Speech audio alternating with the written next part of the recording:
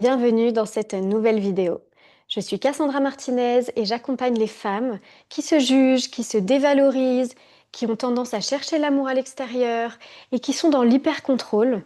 Je les accompagne à recréer en elles cet amour, cette sécurité et cette confiance qu'elles attendent depuis toujours. Pour enfin avancer dans la vie avec plus de confiance, plus de joie, plus de légèreté et vraiment sentir cette liberté d'être enfin elles-mêmes. T'es au bon endroit si t'as déjà entendu mais lâche prise, laisse aller, pense à autre chose et que toi ça ne t'a pas du tout aidé et que peut-être même comme moi j'ai pu le vivre, tu te disais mais en fait si je pouvais je le ferais lâcher prise. Et d'ailleurs, pourquoi j'y arrive pas? Qu'est-ce qui cloche chez moi? Ok, dans cette vidéo, je vais te partager une vérité essentielle. Le lâcher prise, c'est pas quelque chose qui se passe dans ta tête. C'est pas une décision mentale, c'est pas un choix volontaire, c'est pas quelque chose qui s'active juste en y pensant, juste en le décidant. Pourquoi? Parce que le lâcher prise, c'est une conséquence de ton système nerveux qui se sent en sécurité. Petite parenthèse, si cette notion de système nerveux ne te parle pas, ou si tu es justement en train de commencer à en entendre parler, je t'invite vraiment chaudement à regarder la dernière vidéo que j'ai faite où je t'explique en quoi ton système nerveux, comment il influence ta vie, en quoi il t'autoprotège, en quoi il est la raison de ton auto-sabotage. Ok, je t'invite vraiment à aller d'abord voir cette vidéo avant de regarder celle-ci. Donc je te mets l'accès à cette vidéo là ou là, voilà. Donc, je disais du coup que le lâcher-prise, c'est une conséquence de ton système nerveux qui se sent en sécurité. Et si ton système nerveux, du coup, ne se sent pas en sécurité, il ne peut pas lâcher. Ok? Donc, dans cette vidéo, je vais t'expliquer dans un premier temps pourquoi ton système nerveux ne se sent pas en sécurité. Qu'est-ce qui fait qu'il peut être bloqué en mode insécurité? Et donc, du coup, que tu n'arrives pas à lâcher prise. Et dans un second temps, on va voir justement comment retrouver cet état de sécurité et quel est le vrai chemin vers le lâcher-prise. Pour commencer, du coup, on va voir pourquoi ton système nerveux est bloqué en mode survie, reste dans un état d'insécurité. Mais pour ça, il faut déjà que je commence à t'expliquer un peu plus en détail comment fonctionne ton système. Et je vais te parler ici de la théorie polyvagale. Voilà, si tu as aussi envie de faire des recherches plus approfondies, c'est donc la théorie polyvagale de Stephen Porges. Donc, comme on a vu dans la vidéo précédente, ton système nerveux, il scanne en permanence dans ton environnement interne, dans ton environnement externe. Euh, il scanne tout ça pour déterminer si tu es en sécurité ou non. Et ton système nerveux ne fait pas forcément la différence du coup entre un danger perçu ou un danger réel. Ça, je l'explique mieux dans la vidéo d'avant. Maintenant, j'ai envie de te parler des 3 états principaux de ton système nerveux. Et donc, c'est là que je vais te parler de la théorie polyvagale. Donc, ton système nerveux, il a 3 états principaux. Et on se rappelle que selon l'état de ton système nerveux, ça va influencer comment tu te sens, pardon, comment tu penses et comment tu réagis. Quand ton système nerveux, il ne perçoit pas de danger, là, on va être en haut de l'échelle, ok? Imagine une échelle à 3 branches. C'est pas des branches, mais c'est pas grave. À 3 étages, voilà.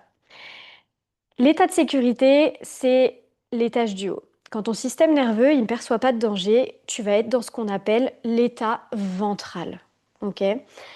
Donc dans cet état, tu te sens connecté aux autres, connecté à toi-même, tu te sens présente à ce qui se passe, tu te sens ouverte, ok? À ce moment-là, tu peux réfléchir, relativiser, faire confiance, avoir accès à ton intuition.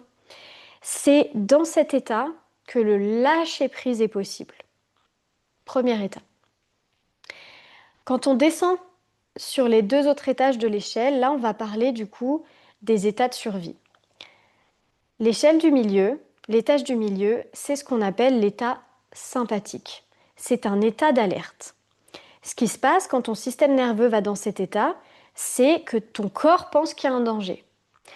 Donc à ce moment-là, dans cet état, tu vas te mettre à cogiter. Il y a beaucoup de pensées qui tournent. Tu vas te mettre à anticiper ce qui peut se passer. Dans l'état sympathique, clairement, notre cerveau, il est câblé dans le futur. On n'est plus dans le moment présent, on est dans le futur, en train de se demander qu'est-ce qui pourrait se passer, en train de créer des scénarios catastrophes, etc. Dans cet état sympathique, ben, tu vas te mettre à douter et tu vas entrer dans un état de contrôle. Parce qu'à ce moment-là, tu es tendu et ton cerveau cherche à trouver des solutions. Il veut être dans un état de faire et dans un état de contrôle euh, pour trouver des solutions. Ok. En fait, c'est un état de mobilisation d'énergie. C'est un peu comme la pédale d'accélérateur de ta voiture. Ok. Il va s'activer cet état quand il y a besoin d'activer de l'énergie pour trouver des solutions à quelque chose, pour fuir, pour combattre, etc. Ça, c'est l'état sympathique, deuxième étage de notre échelle.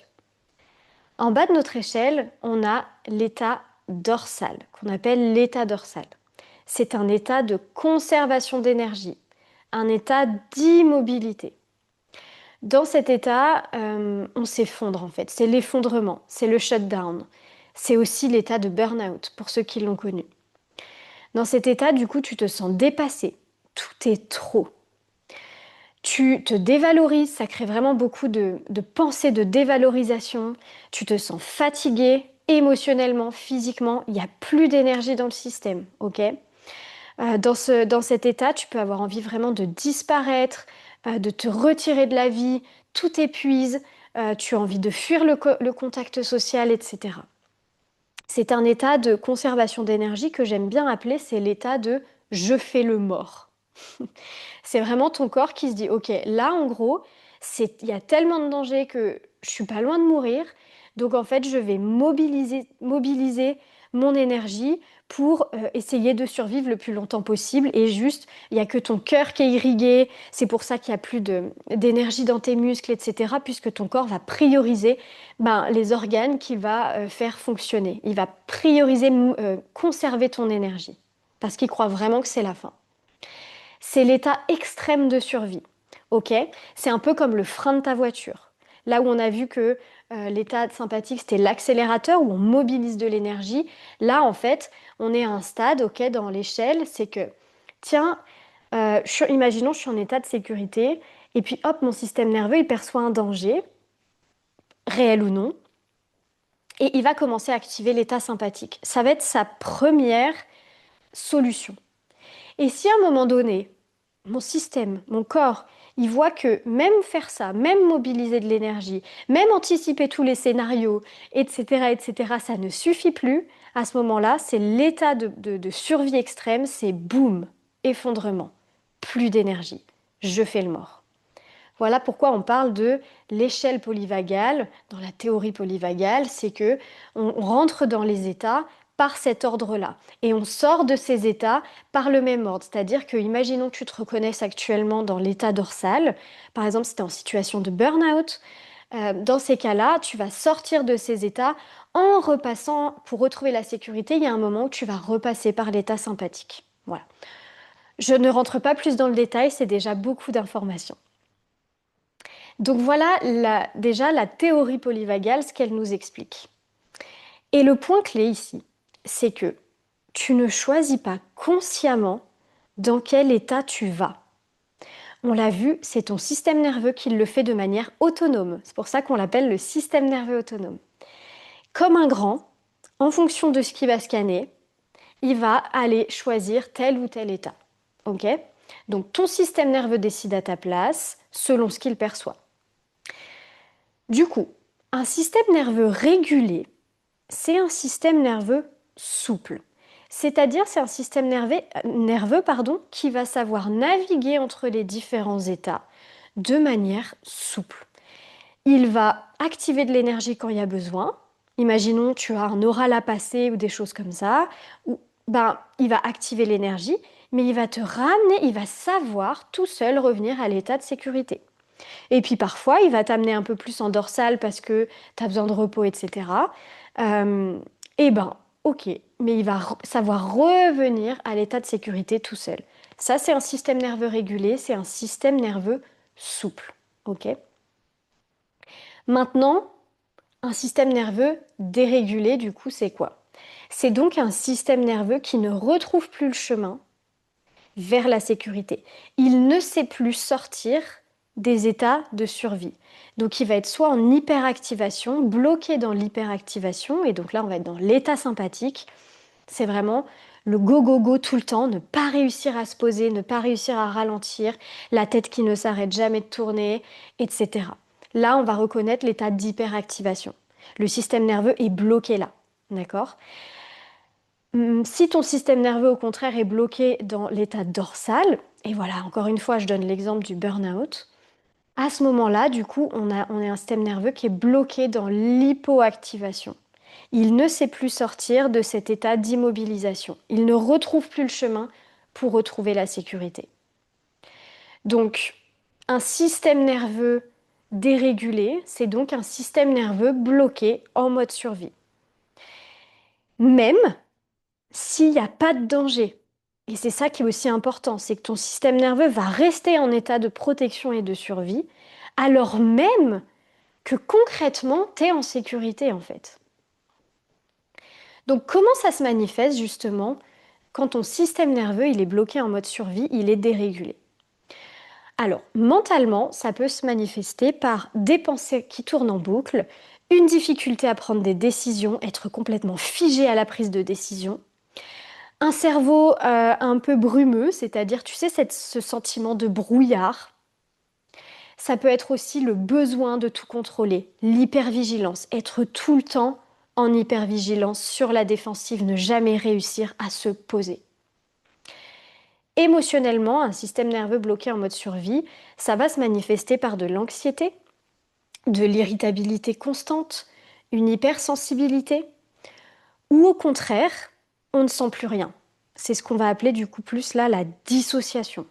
Une déconnexion du corps, une déconnexion des émotions, et à ce moment-là, on se sent vide, on se sent coupé de soi, coupé des autres, coupé de la vie.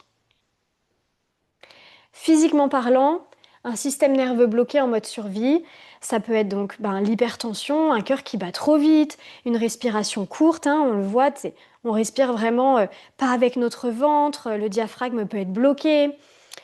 Ça peut être aussi des tensions musculaires puisqu'on est en stress permanent, des problèmes digestifs, des troubles du sommeil, mais ça peut être aussi une fatigue extrême. Là, c'est vraiment quand le système nerveux est bloqué en dorsale, il y a une fatigue extrême. On se rappelle, on est en conservation d'énergie, on n'a plus accès à notre énergie et un sentiment vraiment de corps qui est complètement éteint.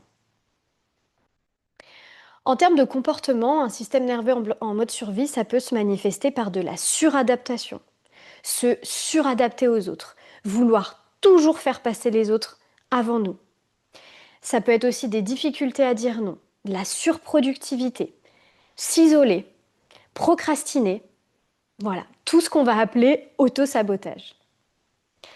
Et enfin, identitairement parlant, un système nerveux bloqué en mode survie, ça va se manifester par le sentiment de ne pas être assez, le sentiment de ne pas avoir de place sur Terre, avoir l'impression d'être en pilote automatique, avoir l'impression de vivre sa vie en mode zombie, ne pas réussir à être dans l'instant présent, ne pas savoir ce qu'on veut vraiment, avoir l'impression de ne pas avoir de but, etc. Donc voilà, évidemment, la liste pourrait être encore plus longue, mais voilà déjà quelques exemples qui peuvent peut-être te montrer si tu te reconnais dans un système nerveux qui est bloqué en mode survie. Maintenant, comment on en arrive là? Comment on en arrive à avoir un système nerveux qui est bloqué en mode survie? Il y a plusieurs raisons à ça. Première raison, des traumatismes passés non résolus. Quand par exemple, et en fait, on a tous des traumatismes non résolus, donc globalement, c'est ce qu'on a pu vivre, quelque chose de trop intense, de trop douloureux, et qui a amené notre système nerveux à réagir. Notre système nerveux, à ce moment-là, il s'est dit, ok, là c'est trop. Il a eu cette perception qu'il n'avait pas assez de ressources, soit parce que tu étais trop jeune, seul, tu n'avais pas assez de ressources émotionnelles à ce moment-là. et que du coup cet événement a été trop. Et vu que cet événement était trop, ton système nerveux, il est parti en mode survie pour te protéger de ce trop. Ok? Du coup, étant donné que dans cet événement, tu as eu cette perception de ne pas avoir assez de ressources parce que, encore une fois, tu es trop jeune, à ce moment-là, tu peux pas t'enfuir par exemple, ou à ce moment-là, tu peux pas exprimer ce que tu veux exprimer, ou tu peux pas exprimer ton émotion, etc. Et ben à ce moment-là, en fait, du coup, ton système a intégré que le danger n'était pas terminé. Parce que du coup, il n'a pas pu aller au bout du process et retrouver la sécurité. Donc pour lui, le danger est encore là. Même si cet événement a eu lieu il y a 5 ans, 10 ans, 20 ans, 30 ans, 50 ans, ton système nerveux, il a intégré que ce n'était pas fini. Et donc, il est coincé dans l'alerte. Comme si, voilà, c'était encore là. Aujourd'hui, dans ton quotidien, il n'a pas mis à jour que le danger était fini. Il n'a pas eu cette information. Ok. Donc, du coup, aujourd'hui, dans des situations banales, tu pourrais réagir, en fait, en réaction à ce trauma passé et non pas vraiment en réaction à ce qui se passe aujourd'hui, mais en fait, ton système nerveux est encore en train de réagir comme si tu étais dans ton trauma passé. Même du coup, si donc tu sais dans une situation que tu es en sécurité, qu'il se passe rien de grave, mais lui, ton système, il n'a pas eu la mise à jour. Et donc, il y a cette énergie de survie qui est bloquée dans ton corps. Et ça te maintient dans un état d'alerte. Donc ça, c'était la première raison. Deuxième raison qui peuvent amener un système nerveux à être dérégulé, donc bloqué en mode survie, c'est que tes besoins fondamentaux n'ont pas été comblés, slash, ne sont pas comblés aujourd'hui. Je m'explique. La faim, le sommeil, le repos, toute la sécurité qu'on a besoin de ressentir, toute forme de lien social, ça, c'est les besoins, ce sont les besoins fondamentaux de ton système nerveux. Si ces besoins ne sont pas honorés régulièrement, ton système y reste en alerte. Pourquoi? Parce que si ton corps il ressent que ses besoins ne sont pas honorés, ben, ce qu'il va se dire c'est je ne suis pas en sécurité. Et qui dit je ne suis pas en sécurité dit mode survie activé.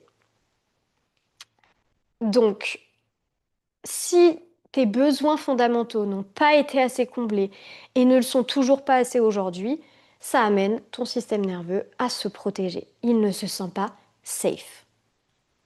C'était du coup la deuxième raison. Troisième raison qui peut faire que ton système nerveux est dérégulé, bloqué en mode survie. La surstimulation constante. Aujourd'hui, on le sait, on est blindé de notifications, blindé de messages d'emails, d'informations sur les réseaux, de responsabilités, d'obligations, etc. On vit à 1000 à l'heure, on est surchargé d'informations et ça ne fait que commencer. Donc ton cerveau, en fait, il reçoit trop d'infos, c'est trop pour lui. Il n'est pas câblé à la base pour traiter autant d'informations. Donc il se met en hypervigilance parce qu'il reçoit trop. Et cette hypervigilance, du coup, ça crée un stress permanent qui devient un stress chronique qui crée des tensions, de la fatigue mentale, etc. Et si par-dessus ça, tes besoins de repos ne sont pas honorés, etc., eh ben, le système nerveux ne se sent pas en sécurité et donc il va aller en état de survie, en état d'alerte et il reste coincé dedans. Surtout quand ça dure longtemps, ok? Un stress prolongé, c'est un traumatisme. Et donc, c'est quelque chose qui amène ton système en mode survie, bloqué en mode survie. Quatrième raison qui peut faire que ton système nerveux est dérégulé, bloqué en mode survie, c'est la non-reconnaissance et la non-présence à tes émotions. Tes émotions, c'est des réactions physiologiques. C'est une énergie qui te traverse, c'est une énergie en mouvement et qui a besoin d'entrer dans ton corps, d'être vécue pour être libérée. Si ce n'est pas le cas, si ce cycle est arrêté pour une quelconque raison, Par exemple, c'est trop pour ton système parce qu'il manque déjà de sécurité. Si tu as appris que c'était pas bien ou dangereux de vivre tes émotions, etc. Du coup, si tu as appris qu'il fallait prendre sur toi, qu'il fallait pas montrer ce que tu ressens, qu'il fallait être forte en permanence, qu'il faut ne pas déranger, etc., etc., alors tes émotions, elles arrivent jamais en fait à aller au bout de leur cycle d'entrée-sortie de ton corps. Et donc le corps, il reste avec. Le corps reste avec les tensions, l'énergie émotionnelle qui est bloquée en fait. Et ça reste bloqué dans ton corps. Et pour ton système, c'est comme si quelque chose n'avait pas été traité. C'est une énergie qui reste bloquée et donc il ne peut pas retrouver la sécurité avec cette énergie qui bloque. C'était la quatrième raison. Cinquième raison qui peut faire du coup que ton système nerveux est dérégulé, bloqué en mode survie, eh ben, c'est tes croyances, tes conditionnements qui ont créé du coup des schémas neuronaux, des schémas de pensée qui ont été intégrés comme vérité par ton système nerveux. Depuis ton enfance et même avant, tu absorbes des messages, des règles, des croyances, ok? Et si, par exemple, tu as absorbé comme croyance que t'es jamais assez, qu'il faut que tu sois parfaite, que penser à toi, c'est être égoïste et donc c'est pas bien, qu'il faut pas déranger les autres, etc. Eh bien, si tu as entendu tout ça, ces messages sont peut-être devenus des vérités internes, des croyances que ton corps et que ton cerveau, que ton système prennent au sérieux. Le problème du coup, c'est que à chaque fois que tu vas te juger, t'autocritiquer ou essayer de te conformer à ces fameuses règles, alors ton système nerveux il va recevoir un signal de danger. Il va se dire, oh là, attention, là, je risque d'être rejeté ou critiqué ou puni, etc. Donc même si toi, rationnellement, dans ta tête, tu sais que c'est pas vrai, ton corps, lui, il réagit comme si c'était réel parce qu'il a ancré ces schémas à l'intérieur. Au fil du temps, ces croyances, elles créent vraiment une tension permanente, un système nerveux qui redescend jamais complètement parce que ça lui met la pression et le système nerveux, il déteste la pression, ok? Et donc il est toujours sur le qui-vive, etc. Et ça te maintient en mode survie. À force, ton système ne retrouve plus le chemin vers la sécurité. Donc tu l'as compris, quand ton système nerveux est bloqué en mode survie, tu ne peux pas pleinement vivre ta vie. En fait, tu es en réaction permanente et non pas en action consciente. Tu ne réponds pas consciemment à la vie de la manière dont tu aimerais répondre, tu réagis. Parce que ton système nerveux n'étant pas en état de sécurité, tu n'as même pas accès à la zone du cerveau qui a la capacité de répondre au lieu de réagir. C'est ton cortex préfrontal qui a besoin d'être activé pour retrouver cette capacité de répondre plutôt que de réagir. Sauf que si ton système nerveux il est bloqué en mode survie, t'as pas accès à ton cortex préfrontal. Tu es bloqué dans le cerveau de survie, cerveau émotionnel, cerveau limbique, cerveau reptilien. Et lui, il répond qu'au système nerveux et aux réactions automatiques et aux réactions de protection. On va faire une pause, juste. Juste prendre le temps de respirer un peu, prendre une profonde inspiration et expiration. Parce que j'aimerais vraiment te dire, là, après t'avoir dit tout ça, j'aimerais vraiment prendre le temps de te dire que si tu te reconnais et que tu te dis, ok, j'ai un système nerveux là qui est bloqué en mode survie, j'ai un système nerveux qui est dérégulé, j'aimerais vraiment te dire une chose. C'est pas que t'es faible, c'est pas que tu manques de volonté, c'est pas que tu manques de quoi que ce soit. C'est pas que t'es trop sensible, etc. T'as pas un problème, d'accord? Tu n'es pas coupable d'avoir un système nerveux bloqué en mode survie. Et ça, j'en parlerai dans d'autres vidéos, d'accord, de ça. T'es pas coupable, d'accord? Dis-toi que si tu as un système nerveux bloqué en mode survie, c'est que tu as sûrement appris, et ça très jeune, que pour être aimé, tu devais t'adapter aux autres.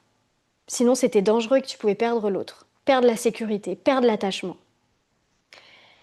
Tu as peut-être aussi appris très jeune que si tu fais pas tout parfaitement, on va te rejeter, ou tu vas être une mauvaise fille, une mauvaise personne, etc. Peut-être aussi que tu as appris très jeune que tes besoins doivent passer après ceux des autres.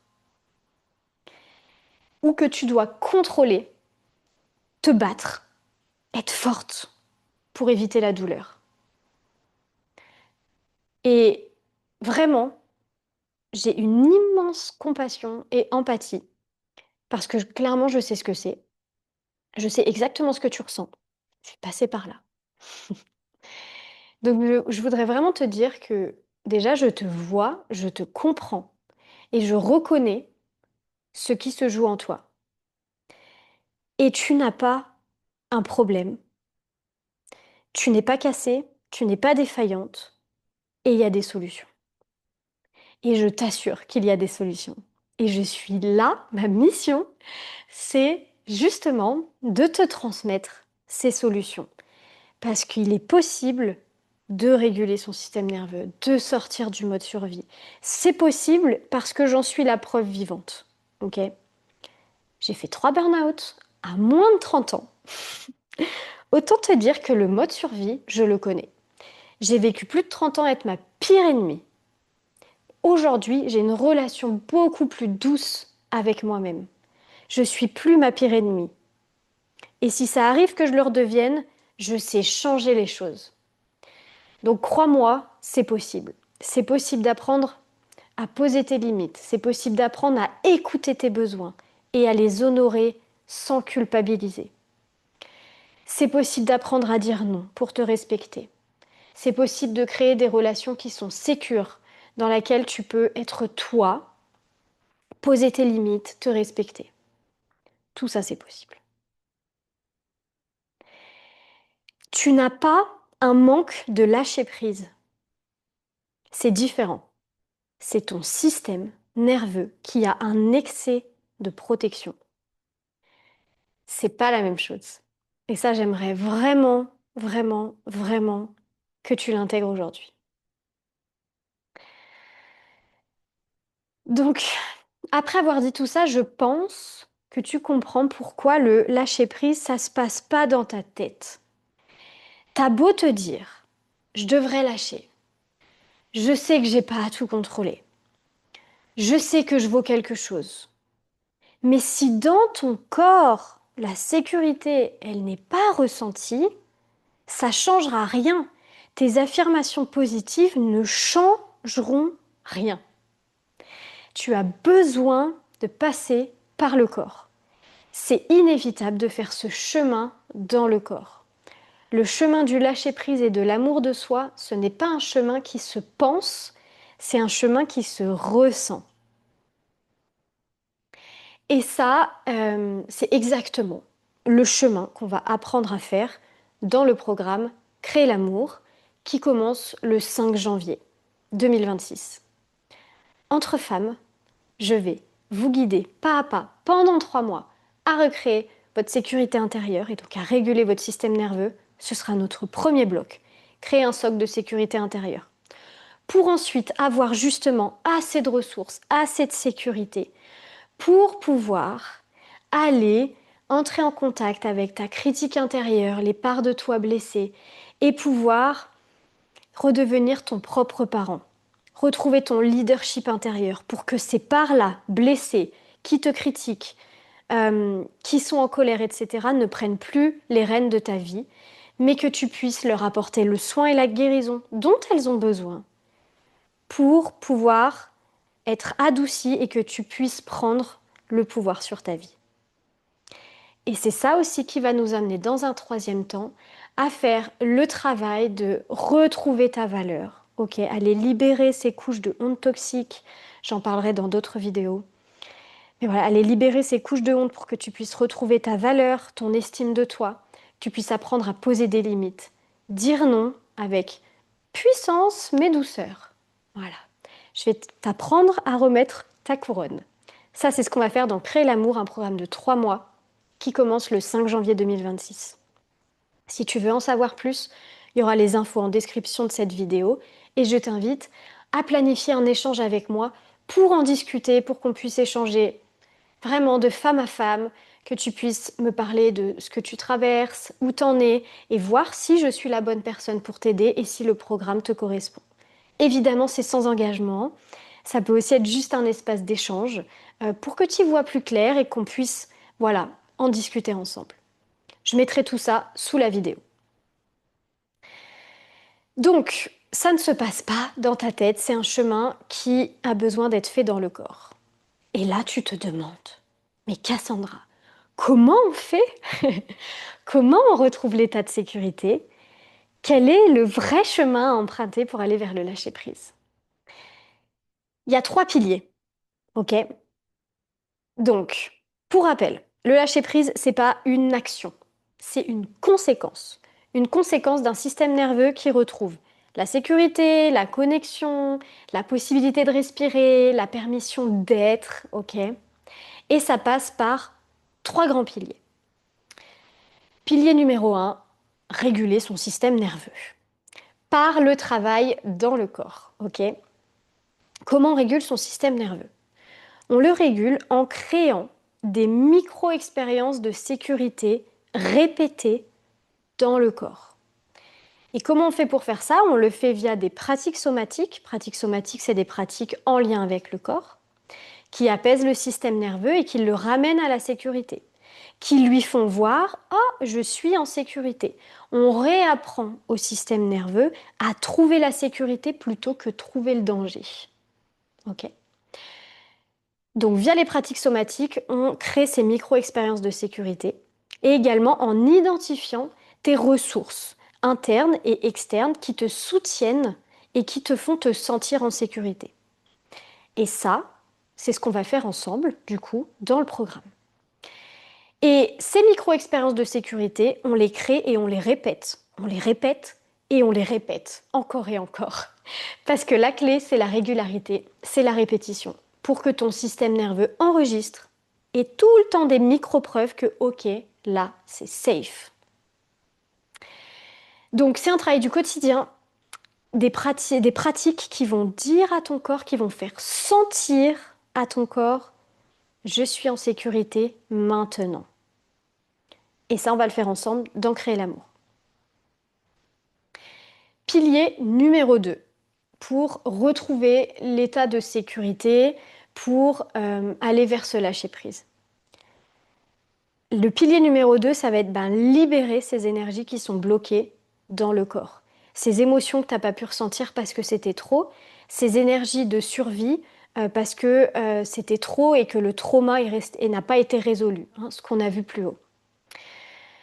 Donc, ici, l'idée, c'est de libérer petit à petit ces énergies. On n'y va pas en force, non, non, non. Et de toute façon, pour faire ça, il y a besoin d'un minimum de sécurité. C'est pour ça qu'il y a d'abord le premier pilier. Et c'est pour ça que dans le programme Créer l'amour, on va d'abord créer un socle de sécurité avant d'aller libérer ses émotions, etc. Et de toute façon, ton corps, il est tellement intelligent, il a une telle sagesse, une telle médecine, que ton corps, il sait exactement comment et où et quand libérer ces émotions bloquées, ces énergies de survie. Mais pour ça, il faut qu'il se sente en sécurité et que tu crées l'espace pour qu'il ait la possibilité de le faire. Et ça, c'est ce qu'on va créer. C'est ce qu'on va créer dans Créer l'amour. C'est ce qu'on va faire ensemble dans Créer l'amour. Ok? On va faire grandir notre capacité à être présente à notre corps, à nos sensations, à nos émotions. On va reconnecter au corps pour que justement, il puisse déployer sa médecine et sa sagesse et libérer les émotions bloquées en sécurité et quand il est prêt. C'était le pilier numéro 2. Pilier numéro 3, pour retrouver le chemin vers la sécurité et donc vers le lâcher-prise. Le pilier numéro 3, c'est la neuroplasticité. La neuroplasticité, c'est la capacité de ton système nerveux à créer de nouveaux schémas de pensée, à créer de nouvelles connexions neuronales. On l'a vu, ton système nerveux, il a créé certains chemins, certains schémas de pensée, certains schémas automatiques. Alléluia, on peut changer ça. C'est grâce à la neuroplasticité. Parce que tant que tu restes prisonnière de tes anciens schémas comme je dois mériter l'amour, je dois être parfaite, mes besoins ne comptent pas, si je lâche, tout va s'écrouler. Si tu gardes ces schémas comme étant vérité, ton système nerveux va rester en survie. Et ton corps va continuer à fonctionner comme s'il y avait un danger permanent. Donc nous, ce qu'on va faire dans Créer l'amour, c'est qu'on va faire le travail avec les parts de nous, le travail avec les parts de soi, qui permet de rééduquer ton système nerveux et créer de nouveaux chemins neuronaux. Parce qu'on va reprogrammer tes anciens schémas en allant rencontrer ces parts de toi qui ont enregistré ces vérités et qui portent ce fardeau. Ok. Et on va entrer en contact avec ces parts de toi qui te jugent, etc. Et on va rentrer en relation. On va faire ce travail d'entrer en relation depuis un espace de sécurité, depuis un espace de curiosité, pour leur apporter le soin et la guérison dont elles ont besoin pour que pour qu'elles n'aient plus à prendre les rênes de ta vie en fait. On va leur apporter ce dont elles ont besoin et qu'elles n'ont pas eu. On va apprendre à nous apporter ça à nous-mêmes. On va leur apporter sécurité, reconnaissance, amour, écoute, etc. Ce qu'elles n'ont pas eu et qui ont fait que tu as engrammé ces réactions de survie, ces stratégies de survie. Ok. C'est là que la transformation durable va pouvoir se produire parce que tu vas voir que ça va augmenter ton estime de toi, mais vraiment. Tu vas apprendre à t'aimer sans condition, sans performance, sans question de réussite, etc. Et ton système nerveux va enfin pouvoir se sentir en sécurité et te permettre de vivre pleinement. Voilà les 3 piliers pour retrouver le chemin de sécurité, pour faire ce chemin vers le lâcher-prise et ce qu'on va faire ensemble dans Créer l'amour. Pour conclure cette vidéo, si tu dois te souvenir d'une seule chose de cette vidéo, c'est le lâcher-prise ne se passe pas dans ta tête. Ok. C'est pas une question de volonté, de force mentale ou de positivité. C'est une conséquence de ton système nerveux qui se sent en sécurité. Et crois-moi, t'es pas un cas isolé. Et cette méthode, elle est faite pour tout le monde parce qu'on a tous un système nerveux et il fonctionne de la même manière pour tout le monde. Donc, réguler son système, c'est possible pour tout le monde. Ok. À n'importe quel âge. Ok. Voilà donc ce que je voulais te partager aujourd'hui dans cette vidéo. Si tu veux plus d'informations sur le programme Créer l'amour, je mets les infos en description. N'hésite pas à me contacter, n'hésite pas à venir échanger avec moi, ce sera avec joie. Et on se retrouve dans une prochaine vidéo où je vais te parler de pourquoi c'est si dur d'honorer nos besoins. Pourquoi ça peut être si dur de reconnecter à je m'écoute et j'honore mes besoins, je prends du temps pour moi, etc. Pourquoi ça peut être si difficile et comment, du coup, on réapprend à écouter nos besoins. Donc, on se retrouve très vite. Merci d'avoir été là et je te souhaite plein de douceur. À très vite.